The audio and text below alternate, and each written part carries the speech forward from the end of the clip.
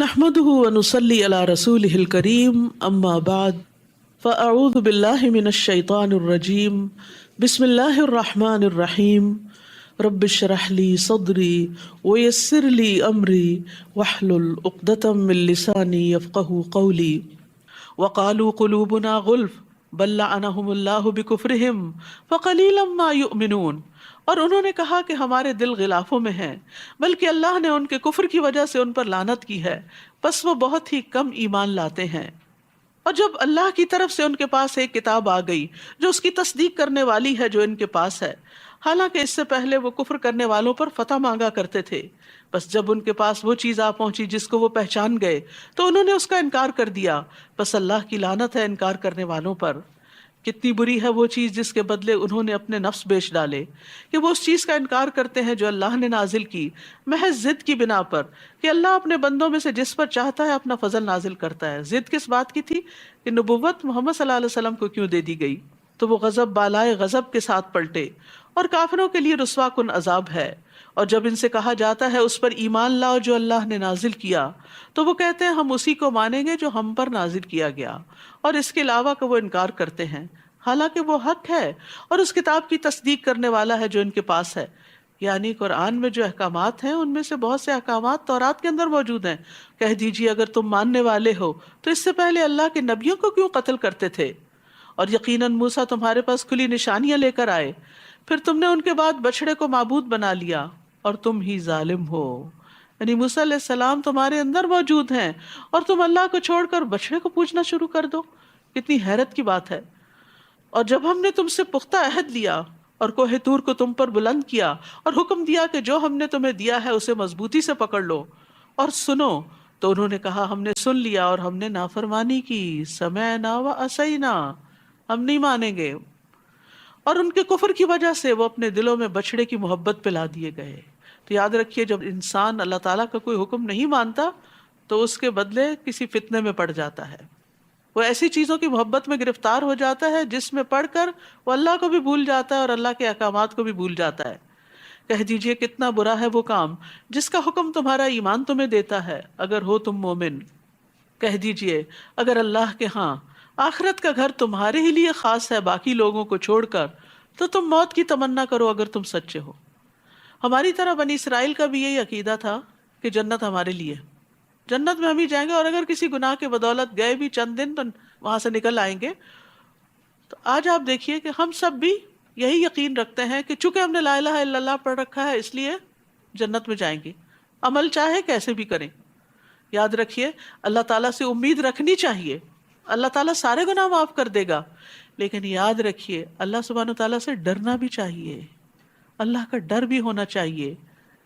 آدم علیہ السلام کو کتنے گناہوں کی وجہ سے جنت سے نکالا گیا تھا؟ کتنے، ذرا نمبر بتائیے؟ ایک لقمہ، ایک لقمہ، بس جو ہی انہوں نے وہ منہ میں رکھا جنت کے لباس اتروا دیے گئے۔ ابلیس کو کتنے گناہوں کی وجہ سے رحمت سے دور کیا گیا تھا؟ ایک سجدہ۔ اسی طرح حدیث میں آتا ہے کہ ایک شخص منہ سے کوئی ایسی بات نکالتا ہے جس کی وجہ سے وہ جہنم میں 70 سال کی مسافت پر چلا جاتا ہے۔ ایک غلط بات، ہم کتنے خطرے میں ہیں۔ میں مایوس نہیں آپ کو کر رہی، لیکن ہمیں اللہ سے ڈرتے رہنا چاہیے، اپنے اعمال کو بہت بڑی چیز نہیں سمجھنا چاہیے کہ ہم نے تو بہت کچھ کر رکھا ہے اس لیے جہنم میں تو وہ فلاں اور فلاں جائے گا، ہم تو جنتی ہیں۔ اور بڑے یقین سے کہتے ہیں ہم جنت میں جائیں گے تو ایسا کریں گے اور ویسا کریں گے۔ آپ کے پاس گارنٹی کیا ہے وہاں جانے کی؟ کیا اللہ کے حکم کو آپ اوور رول کریں گے، یا آپ اللہ تعالیٰ کو بتائیں گے کہ کس نے جنت میں جانا ہے اور کس نے جہنم میں؟ تو اس چیز سے منع کیا گیا ہے کہ ایسی زبان نہیں استعمال کرنی چاہیے۔ صرف اللہ ہی کے ہاتھ میں ہے، جس کو چاہے گا معاف کر دے گا، جس کو چاہے گا سزا دے گا۔ اس لیے ہمیں اس کی طرف رجوع کرتے رہنا چاہیے، اس سے معافی مانگتے رہنا چاہیے اور اپنی غلطیوں کا اعتراف کرتے رہنا چاہیے کہ اللہ ہم گناہ گار ہیں، ہم نے وہ گناہ جو جان بوجھ کر کیے اور وہ جو انجانے میں کیے تو سب کے سب ہم سے معاف فرما دے۔ اور وہ ہرگز اس کی تمنا کبھی بھی نہ کریں گے ان اعمال کی وجہ سے جو ان کے ہاتھ آگے بھیج چکے ہیں، اور اللہ ظالموں کو خوب جاننے والا ہے۔ اور البتہ آپ انہیں ضرور دیگر لوگوں سے بڑھ کر زندگی کا حریص پائیں گے، یہاں تک کہ مشرکوں سے بھی بڑھ کر۔ ان میں سے ہر ایک یہی چاہتا ہے کاش وہ 1000 سال عمر دیا جائے، حالانکہ اتنی عمر دیا جانا اسے عذاب سے بچانے والا نہیں۔ کوئی 1000 سال بھی جیے اور بعد میں مرے 1000 سال کا ہو کے، تو بھی اگر اس نے اللہ کو راضی نہیں کیا تو اللہ کی سزا سے نہیں بچ سکتا، اور اللہ خوب دیکھنے والا ہے جو بھی وہ عمل کرتے ہیں۔ قل من كان عدوا لجبريل فإنه نزله على قلبك بإذن الله مصدقا لما بين يديه وهدى وبشرى للمؤمنين۔ کہہ دیجئے جو کوئی جبریل کا دشمن ہے۔ بنو اسرائیل کہتے تھے کہ محمد صلی اللہ علیہ وسلم پہ فرشتہ کون آتا ہے؟ جب بتایا گیا کہ جبریل، کہنے لگے ہم تو جبریل کے دشمن، کیونکہ جبریل ہم پر سزا لے کر آئے۔ تو اللہ تعالیٰ فرماتے ہیں جو جبریل سے دشمنی کرے گا تو بے شک اللہ نے تو اس کو اللہ کے حکم سے آپ کے دل پہ نازل کیا نہیں ہے، وہ خود سے تو نہیں آئے وحی لے کر، وہ خود سے تو نہیں آتے عذاب لے کر۔ تو اللہ نے جو قرآن نازل کیا محمد صلی اللہ علیہ وسلم پر، اسے کون لے کر آئے؟ جبریل علیہ السلام لے کر آئے، جو اس کی تصدیق کرنے والا ہے جو اس سے پہلے ہے۔ یعنی قرآن تمہاری کتابوں کی تصدیق کر رہا ہے، تمہیں اچھی طرح پتا ہے کہ جو قرآن کی تعلیمات ہیں وہ تمہارے پاس پہلے سے موجود ہیں، اور ایمان لانے والوں کے لیے ہدایت اور خوشخبری ہے۔ قرآن ہدن و بشرا ہے، خوشخبری بھی ہے، لیکن ماننے والوں کے لیے۔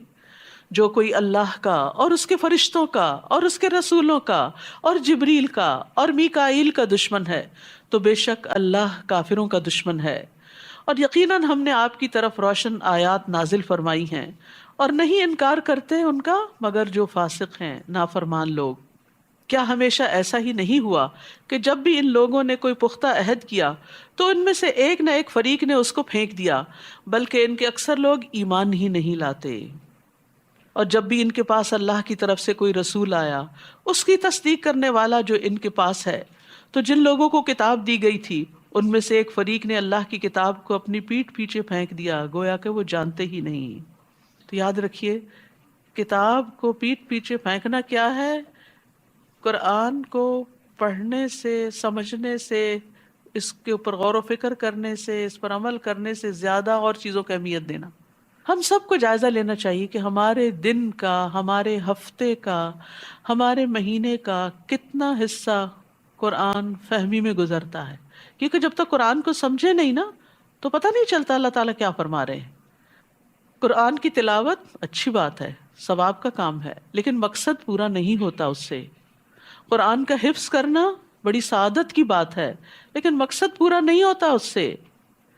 قرآن کو سمجھنا، قرآن پر غور و فکر کرنا، یہ ہے وہ مقصد جس کے لیے قرآن آیا ہے۔ اور پھر غور و فکر کیوں؟ تاکہ یہ علم عمل میں ڈھل جائے اور زندگیاں اس کے مطابق ہو جائیں، ہماری زندگیوں سے اندھیرے نکل جائیں۔ اللہ تعالیٰ نے یہ کتاب اس لیے اتاری لِتُخْرِجَ النَّاسَ مِنَ الظُّلُمَاتِ إِلَى النُّورِ، تاکہ تم لوگوں کو اندھیروں سے روشنی کی طرف نکال لاؤ۔ تو قرآن سمجھنا ہم سب کے لیے لازم ہے، ہم سب کے لیے ضروری ہے، اور ایک دفعہ ترجمے سے پڑھ لینا کافی نہیں، اس کو دہراتے رہنا چاہیے۔ اور بہترین موقع ہے اب انشاءاللہ دورہ قرآن کے علاوہ ڈیلی کی جو آپ تلاوت کرتے ہیں، اگر لفظی ترجمہ قرآن سے آپ کریں تو اس کا فائدہ یہ ہوگا کہ آپ عربی پڑھتے جائیں گے۔ جیسے جن لوگوں نے خاص طور پر قرآن پہلے سے پڑھ رکھا ہے، ترجمہ یاد کر رکھا ہے لیکن بھول چکے ہیں، 50% بھول چکے ہیں یا 70% بھول چکے ہیں، تو اس کی یاد دہانی کے لیے وہ نیچے بھی نگاہ ڈال سکتے ہیں ساتھ ساتھ، یعنی تلاوت کرتے ہوئے میننگ بھی ساتھ ساتھ دیکھ سکتے ہیں۔ تو اس سے یہ ہے کہ انشاءاللہ آپ کا فریش ہو جائے گا۔ بہرحال سفیان ابن عیینہ کہتے ہیں کہ لوگوں نے اللہ کی کتاب کو ریشم و دیباج کے غلافوں میں داخل کر دیا، اس کو سونے اور چاندی کے ساتھ آراستہ کیا، لیکن اس پر عمل نہیں کیا۔ یہی ان کا کتاب کو پیٹھ پیچھے پھینک دینا ہے۔ یعنی ویسے اسے بہت قیمتی بنا دیا، لیکن جس مقصد کے لیے وہ کتاب آئی وہ نہیں پورا کیا۔ اور بنی اسرائیل خاص طور پر کس چیز کے پیچھے لگ گئے ذرا دیکھیے اور اپنا جائزہ لیجئے۔ وَاتَّبَعُوا مَا تَتْلُو الشَّيَاطِينُ عَلَى مُلْكِ سُلَيْمَانَ وَمَا كَفَرَ سُلَيْمَانُ وَلَكِنَّ الشَّيَاطِينَ كَفَرُوا يُعَلِّمُونَ النَّاسَ السِّحْرَ، اور اس کی بجائے انہوں نے پیروی کی اس کی جو سلیمان کی سلطنت میں شیاطین پڑھا کرتے تھے۔ اور سلیمان نے کفر نہیں کیا بلکہ شیطانوں نے ہی کفر کیا۔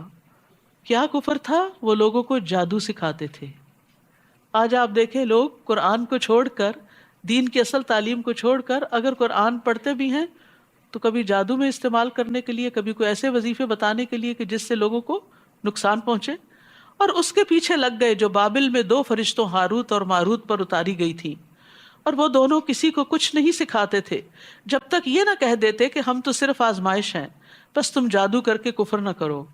بس لوگ ان دونوں سے ایسا جادو سیکھتے جس سے مرد اور اس کی بیوی میں جدائی ڈال دیں۔ آج آپ دیکھیں یہ مرض کتنا عام ہو چکا ہے، کتنی ہی خواتین ہیں جو اس کی وجہ سے سفر کرتی ہیں کہ کسی قریبی رشتہ دار، کسی قریبی دوست، کسی قریبی نے ہسبینڈ کے ساتھ ناچاکی کا جادو کر دیا کہ ان کی آپس میں نہ بنے، حسد کی بنا پر۔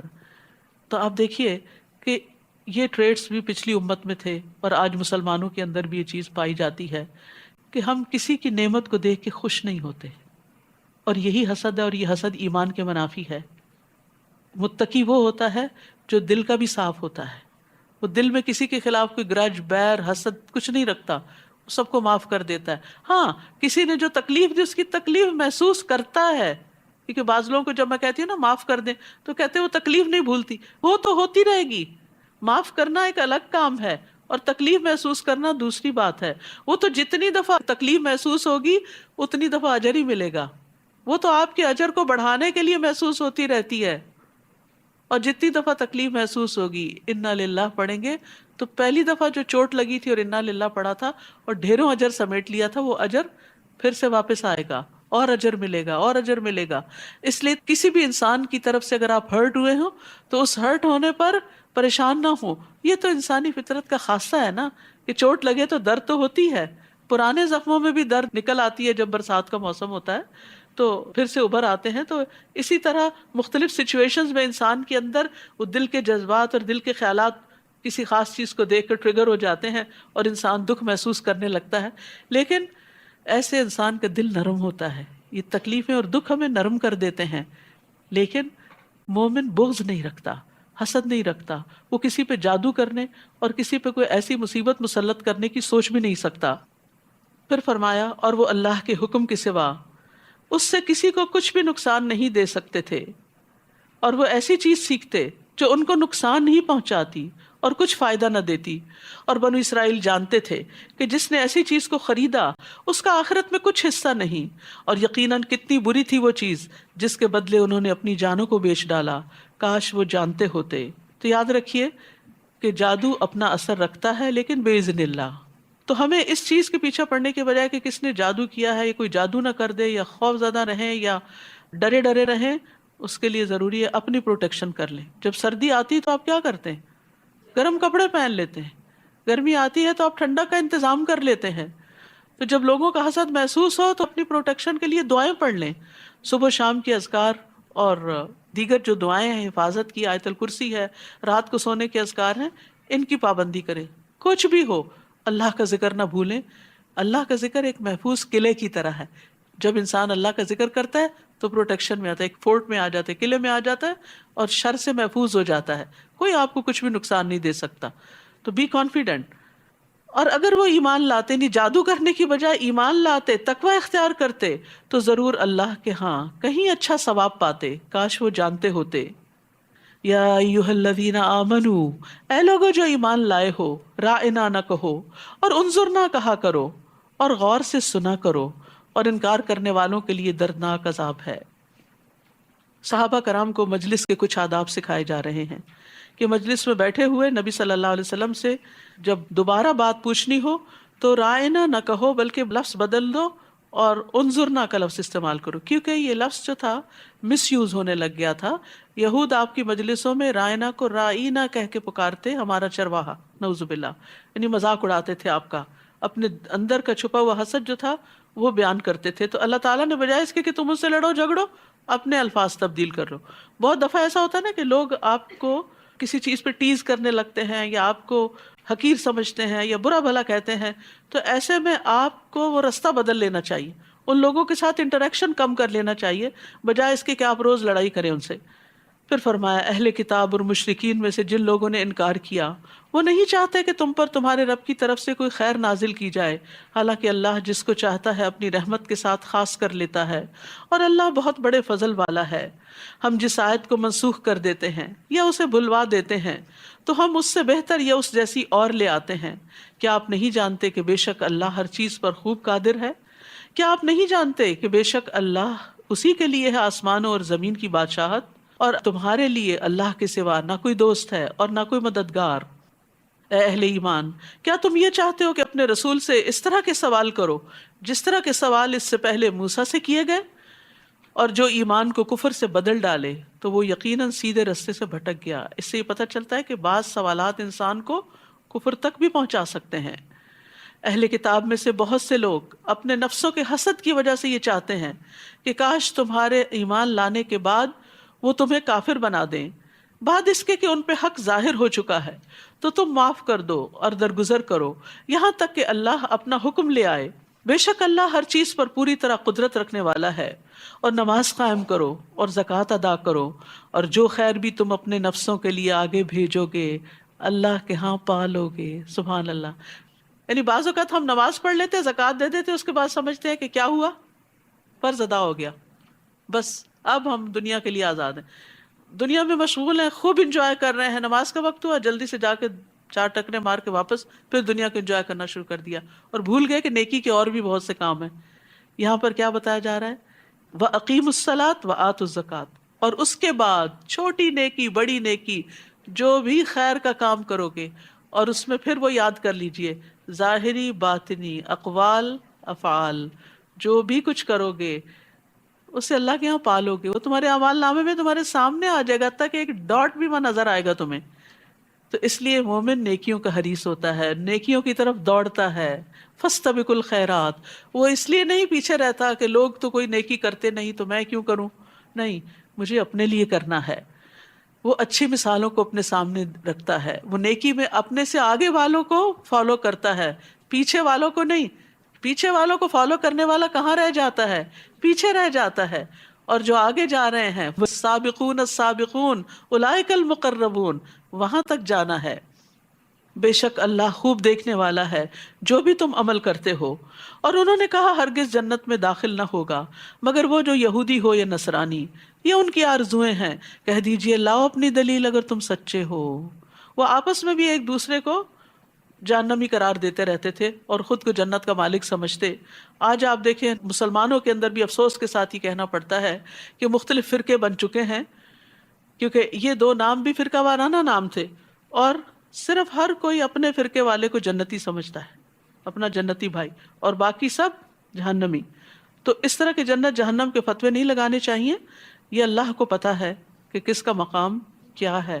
ہمیں فکر اس بات کی کرنی چاہیے کہ اللہ تعالیٰ نے ہمارے لیے کیا حکم دیا ہے اپنی رضا کو پانے کے لیے، اور وہ یہاں بتا دیے کہ بلا، کیوں نہیں، من اسلم وجہہ للہ وہو محسن فلہ اجرہ عند ربہ ولا خوف علیہم ولا ہم یحزنون، جس نے اللہ کے لیے اپنا چہرہ جھکا دیا، حکم سنا، سر تسلیم خم، اللہ لبیک اللہم لبیک، آپ نے حکم دیا میں کر کے ہی دم لوں گی، اور وہ محسن بھی ہو، نیکی کرتا چلا جائے تو اس کا اجر اس کے رب کے پاس ہے۔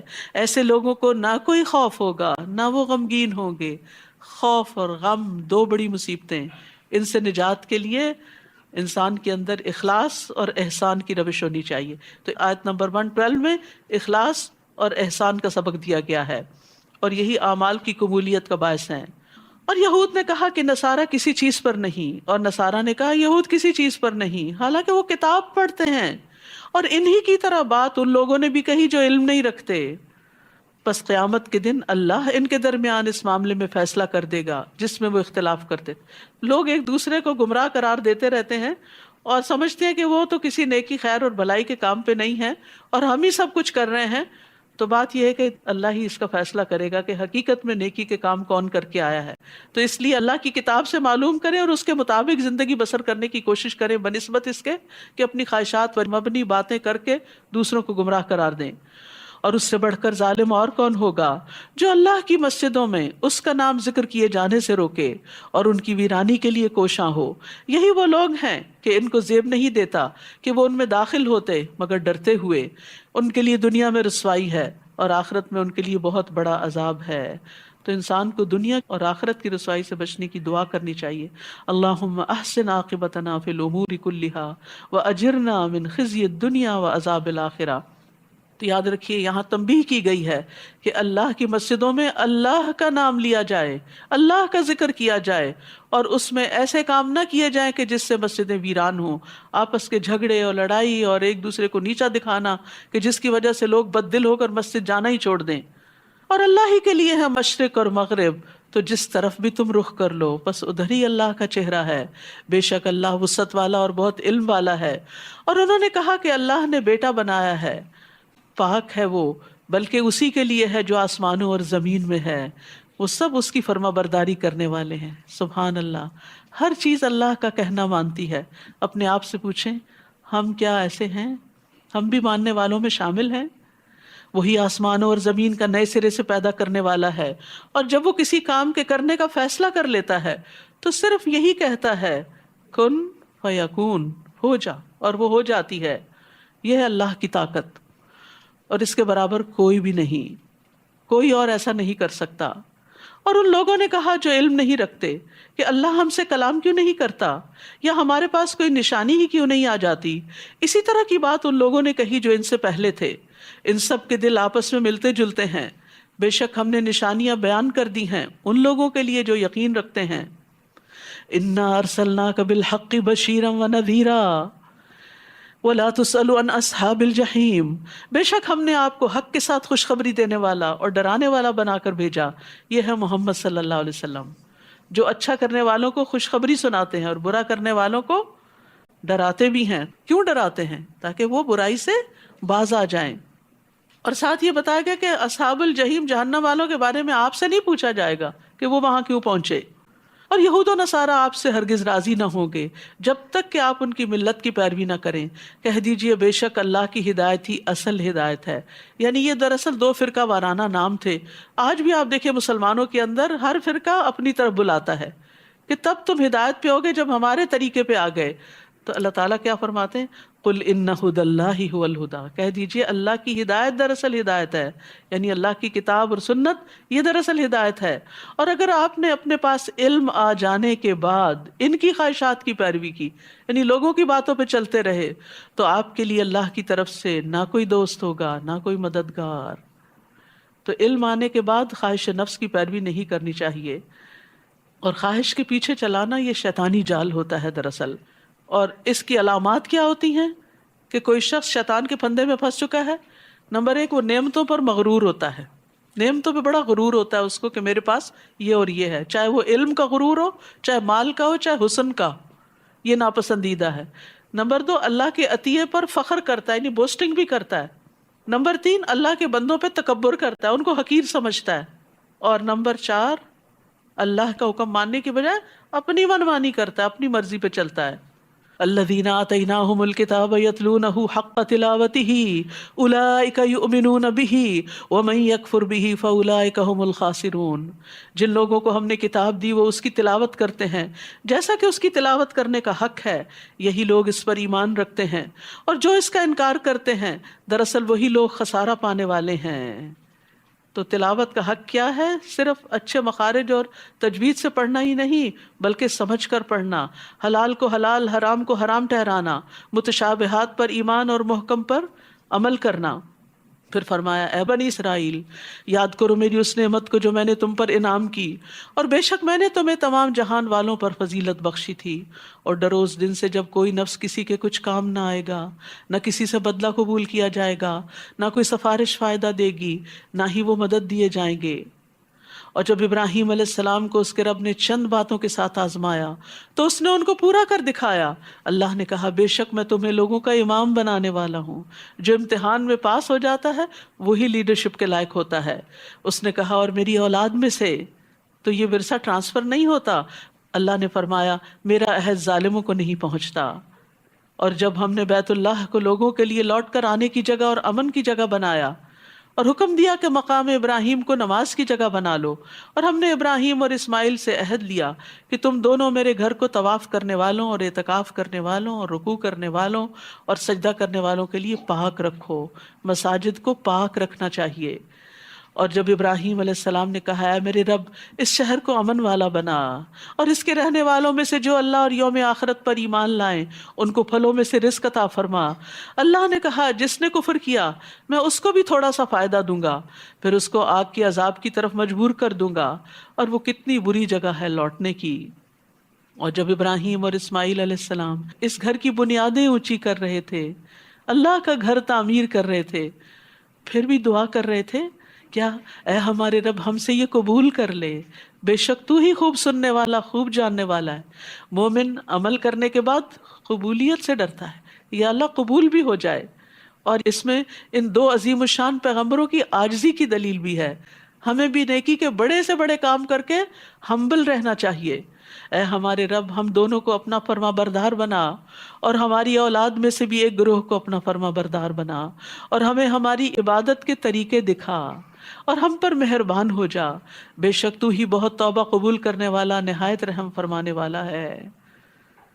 پھر آپ دیکھیے مزید دعائیں کہ اللہ یہ عمارت تو ہم بنا رہے ہیں، ہمیں بھی اطاعت کی توفیق دینا، کیونکہ بعض اوقات ہم بڑی بڑی مساجد تعمیر کر لیتے ہیں لیکن اس کے بعد کیا کرتے ہیں؟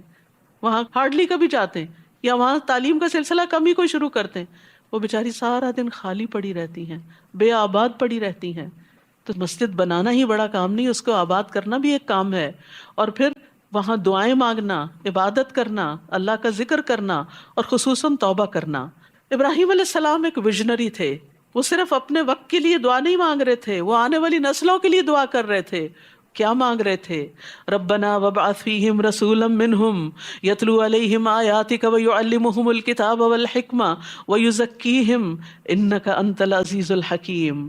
اے ہمارے رب ان کے اندر انہی میں سے ایک رسول بھیج دے جو ان پر تیری آیات کی تلاوت کرے، انہیں کتاب اور حکمت کی تعلیم دے، ان کا تزکیہ کرے، بے شک تو ہی غالب بہت حکمت والا ہے۔ سبحان اللہ، اپنی نسل اور اپنی اولاد کی فکر میں کیا مانگا؟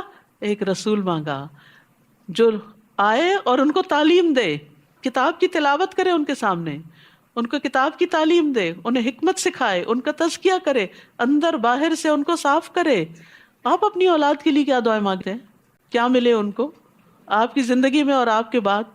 میں کہتے ہیں اللہ ہمیں اپنی زندگی میں ان کی بہاریں دکھا دینا، ان کی شادی ہو جائے، ان کا کاروبار اچھا ہو جائے، ان کی ڈگری اچھی ہو جائے، ان کو آگے اولاد سے نوازنا وغیرہ وغیرہ۔ اس سے آگے کہ ان کی دین کی تعلیم کا بھی کوئی انتظام ہو جائے، اور ان کی نسلوں کو بھی ایمان پہ قائم رکھنا۔ یہ پہلی دعائیں بری نہیں ہیں، نہ میں ان کا کوئی مذاق اڑا، یہ بھی مانگے ربنا آتنا فی الدنیا حسنۃ وفی الآخرۃ حسنۃ۔ لیکن ابراہیم علیہ السلام نے اپنی اولاد کے مستقبل کی فکر کی کہ ان کے لیے تعلیم کا بندوبست ہو۔ آج ہم کو بھی سوچنا چاہیے کیا ہم نے اپنے بچوں کی دینی تعلیم کا انتظام کیا، اس کے لیے اتنا مال خرچ کیا، فکر مند ہوئے، محنت کی، تکلیف اٹھائی جتنا ہم نے ان کی دنیا کے لیے فکر کی؟ اور کون ہے جو ملت ابراہیم سے بے رغبتی کرے؟ اس طریقے سے کون پھرے مگر وہ جس نے خود کو احمق بنا لیا ہو، صرف دنیا کے پیچھے بھاگ رہا ہے۔ بے شک ہم نے اس کو دنیا میں بھی چن لیا تھا، اور یقیناً آخرت میں بھی وہ ضرور صالحین میں سے ہوگا۔ جب اس کے رب نے اس سے کہا فرما بردار ہو جا، اسلم، قال اسلمت لرب العالمین، تو اس نے کہا میں رب العالمین کے لیے فرما بردار ہو گیا۔ اور ابراہیم علیہ السلام نے اپنے بیٹوں کو اسی بات کی وصیت کی، اور یعقوب علیہ السلام نے بھی کیا کہا؟ یا بنی ان اللہ اصطفیٰ لکم الدین فلا تموتن الا وانتم مسلمون۔ اے میرے بیٹو، بے شک اللہ نے تمہارے لیے یہ دین چن لیا ہے، بس تمہیں ہرگز موت نہ آئے مگر اس حال میں کہ تم مسلمان ہو۔ آج ہم سب کے لیے یہ دعا کتنی ضروری ہے کہ ہم اپنے بچوں کے لیے یہ دعا مانگیں، اور صرف دعا ہی نہ مانگیں بلکہ ان سے اس بات کا عہد لیں، ان کو اس بات کے لیے پریپیئر کریں کہ تم نے اس جگہ پر رہتے ہوئے اپنے ایمان کی حفاظت کرنی ہے، صرف اپنی نہیں، اپنے آئندہ آنے والی نسلوں کی بھی۔ اور یہ چیز بچپن سے ان کے اندر ڈالیں، ڈرل کریں، ان کے اندر ڈال دیں کہ اسلام کے بغیر نجات نہیں، کہ حالت ایمان میں موت آئے اور موت تک رب کی عبادت کرتے رہے، مرتے دم تک فرائض کی پابندی کرتے رہے۔ کیا بھلا تم موجود تھے جب یعقوب کے پاس موت حاضر ہوئی؟ جب انہوں نے اپنے بیٹوں سے پوچھا میرے بعد تم کس کی عبادت کرو گے، آپ نے کبھی پوچھا اپنے بچوں سے کہ ہمارے بعد کس کی عبادت کرو گے؟ انہوں نے کہا ہم آپ کے الہ اور آپ کے باپ دادا ابراہیم اور اسماعیل اور اسحاق علیہ السلام کے الہ کی عبادت کریں گے جو ایک ہی الہ ہے، اور ہم اسی کے فرما بردار ہیں۔ وَنَحْنُ لَهُ مُسْلِمُونَ، ابراہیم علیہ السلام نے کیا کہا تھا؟ اسلمت لرب العالمین، تو اولاد نے بھی کیا کہا؟ نحن لہ مسلمون۔ تلک امۃ قد خلت لہا ما کسبت ولکم ما کسبتم ولا تسألون عما کانوا یعملون، یہ ایک جماعت تھی جو گزر چکی، اس کے لیے وہی ہے جو اس نے کمایا، اور تمہارے لیے وہی ہے جو تم نے کمایا، اور تم سے سوال نہ کیا جائے گا اس کے بارے میں جو وہ عمل کرتے تھے۔ یعنی پہلے بزرگان تو گزر گئے اچھے کام کر کے، وہ تو اپنے ساتھ نیکیاں سمیٹ کر لے گئے۔ آج اگر ہم صرف اس پہ فخر ہی کرتے رہے کہ ہم ان کی نسل سے ہیں یا ان کی ملت سے ہیں یا ان کے طریقے پر ہیں، تو اتنا کافی نہیں جب تک کہ وہ کام نہ کریں جو انہوں نے کیے، اور سب سے پہلے اس توحید کا اعلان جو انہوں نے کیا۔ وَقَالُوا كُونُوا هُودًا أَوْ نَصَارَىٰ تَهْتَدُوا، اور انہوں نے کہا کہ یہودی یا نصرانی ہو جاؤ تو ہدایت پا جاؤ گے۔ جیسے آج مسلمان مختلف فرقوں کا نام لے کر کہتے ہیں کہ اس فرقے میں یا اس گروہ میں داخل ہو جاؤ تو ہدایت پاؤ گے۔ قل بل ملت ابراہیم حنیفا وما کان من المشرکین، کہہ دیجئے بلکہ ابراہیم کا طریقہ جو یکسو تھے اور مشرکوں میں سے نہ تھے، توحید کا طریقہ، ایک اللہ کی عبادت کا طریقہ۔ قولوا آمنا باللہ وما انزل الینا وما انزل الی ابراہیم واسماعیل واسحاق ویعقوب والاسباط وما اوتی موسیٰ وعیسیٰ وما اوتی النبیون من ربهم لا نفرق بین احد منہم ونحن له مسلمون۔ سب کہو کہ ہم اللہ پر ایمان لائے اور جو ہماری طرف نازل کیا گیا یعنی کتاب و سنت، اور جو ابراہیم اور اسماعیل اور اسحاق اور یعقوب اور ان کی اولاد کی طرف نازل کیا گیا، اور جو موسیٰ اور عیسیٰ علیہ السلام دیے گئے، اور جو دیگر انبیاء کو ان کے رب کی طرف سے دیا گیا، ہم ان میں سے کسی ایک کے درمیان کچھ فرق نہیں کرتے، سب کی عزت کرتے ہیں، سب کو رسول مانتے ہیں، اور ہم اسی کے فرما بردار ہیں۔ آج اس پلانٹ پہ صرف مسلمان وہ امت ہیں کہ جو سارے کے سارے انبیاء کو مانتے ہیں، اور اسی سے دین مکمل ہوتا ہے۔ کسی ایک نبی کا بھی انکار سب کا انکار بن جاتا ہے۔ تو انبیاء علیہ السلام نے اپنے فالوورز کو، اپنی اولادوں کو صحیح ایمان لانا بھی سکھایا۔ فَإِنْ آمَنُوا بِمِثْلِ مَا آمَنْتُمْ بِهِ فَقَدْ اهْتَدَوْا، اور اگر یہ لوگ بھی اسی طرح ایمان لے آئیں جس طرح تم ایمان لے آئے ہو تو حقیقت میں وہ ہدایت پا جائیں گے، اور اگر وہ منہ پھیر لیں تو بے شک وہ ضد میں ہیں، اور عنقریب ان کے مقابلے میں اللہ ضرور آپ کو کافی ہو جائے گا، اور وہ خوب سننے والا، خوب جاننے والا ہے۔ صبغۃ اللہ ومن احسن من اللہ صبغہ ونحن له عابدون، اللہ کا رنگ یعنی اللہ کا دین یہ اپنا لو، اور اللہ سے بہتر رنگ کس کا ہو سکتا ہے؟ اللہ کے دین سے خوبصورت کون سا طریقے زندگی ہو سکتا ہے؟ اور ہم اسی کی عبادت کرنے والے ہیں۔ کہہ دیجئے کیا تم اللہ کے بارے میں ہم سے جھگڑتے ہو، حالانکہ وہی ہمارا اور تمہارا رب ہے، اور ہمارے لیے ہمارے اعمال اور تمہارے لیے تمہارے اعمال ہیں، اور ہم تو اسی کے لیے مخلص ہیں۔ یا تم کہتے ہو کہ بے شک ابراہیم اور اسماعیل اور اسحاق اور یعقوب اور ان کی اولاد یہودی یا نصرانی تھے، یعنی کیا وہ کسی خاص فرقے سے تعلق رکھتے تھے؟ کہہ دیجئے کیا تم زیادہ جانتے ہو یا اللہ؟